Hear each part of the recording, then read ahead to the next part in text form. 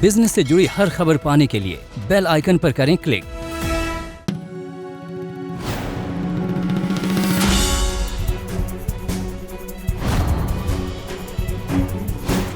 दिसंबर से देश के क्रिप्टो करेंसी मार्केट में लगातार हलचल जारी है। दरअसल दिसंबर में सरकार की योजना में क्रिप्टो करेंसी को बैन करने का बिल लाना भी शामिल था। इसके बाद से निवेशकों से लेकर क्रिप्टो एक्सचेंज और क्रिप्टो करेंसी तक में हड़कंप मच गया। लोगों ने आनन फानन में इसकी बिक्री शुरू कर दी और काफी लोग इसे बेचने और रखने को लेकर दुविधा में फंस गए। Support for digital payment ecosystem announced in the previous budget will continue in 22-23 as well. This will encourage further adoption of digital payments. लेकिन इस बार जैसे ही बजट में क्रिप्टो करेंसीज पर डिजिटल एसेट्स के नाम से टैक्स लगाने का ऐलान हुआ, उसके बाद से लोगों को यकीन हो चला है कि सरकार इन्हें बैन तो नहीं करेगी। वित्त सचिव ने भी साफ कर दिया है कि क्रिप्टो इलीगल नहीं है। Not in the illegal space.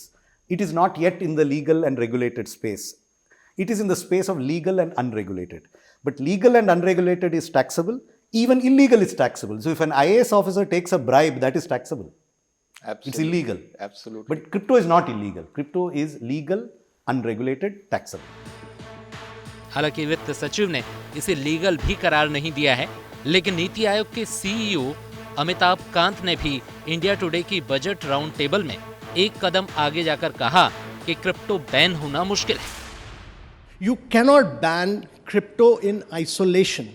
You cannot, because it's a global phenomenon and therefore you need global cooperation. Moreover, it's like saying that you're going to ban the internet. You can't ban the internet. It's like saying that you're going to ban, geographical maps because some terrorists are going to use it. You cannot do that. It's not possible. भले ही अब तक ban न करने के लिए बयानों में केवल इशारे ही मिल रहे हैं, लेकिन क्रिप्टो को कानूनी दर्जा मिलने को लेकर अब निवेशक भरोसेमंद हैं। टैक्स के ऐलान के बाद से निवेशकों को यकीन है कि चाहे जो हो, अब सरकार कम से कम इसे तो बैन नहीं करेगी। मेरा मेन रीज़न है जो इन्होंने क्रिप्टो करेंसी को स्लैब में उसमें रखा है, टैक्स दिया है, तो at least government is acknowledging at least कि लीगल टेंडर हो सकता है आगे जाके। हाँ, ये डीरेगुलेटेड इकोनॉमी में था, तो अगर इसको डीरेगुलेटेड रहने देते बट लीगल कर देते तो बेनिफिशियल होता। निवेशकों का ये भरोसा क्रिप्टो में रजिस्ट्रेशंस की बढ़ती संख्या से भी पुख्ता हो रहा है। अब देखना यही है कि आखिर सरकार इस पर कब तक अपना रुख साफ करेगी।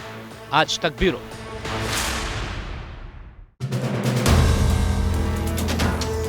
वीडियो पसंद आया तो हमें लाइक, कमेंट, शेयर और सब्सक्राइब जरूर करें।